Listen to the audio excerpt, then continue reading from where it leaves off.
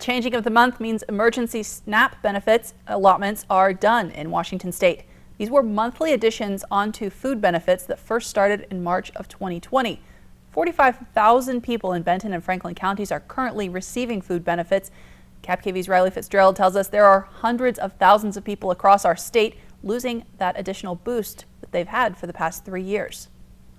520,000 households and upwards of 1 million people in the state receive food benefits.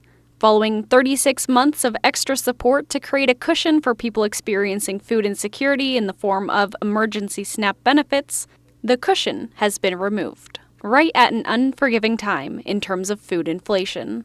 We always knew that this was going to go away, but it's a really rough time for that to happen in no small part because inflation, particularly food inflation, is really hurting people. And so demand is already very high. Grocery prices and other goods prices continue to climb. So we know that this is not excellent timing, and we know that people are already feeling the crunch on this. According to the Department of Social and Health Services, each household that qualified received an average of $171 in additional food benefits thanks to emergency pandemic relief funding. In other states where the additional benefits lifted earlier, they saw an immediate increase in need. 20 to 40%.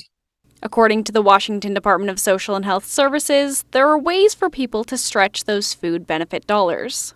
We have what are called SNAP match programs in Washington state, where there are participating grocery stores for every $10 in produce or designated items that you spend, the store will match another $10.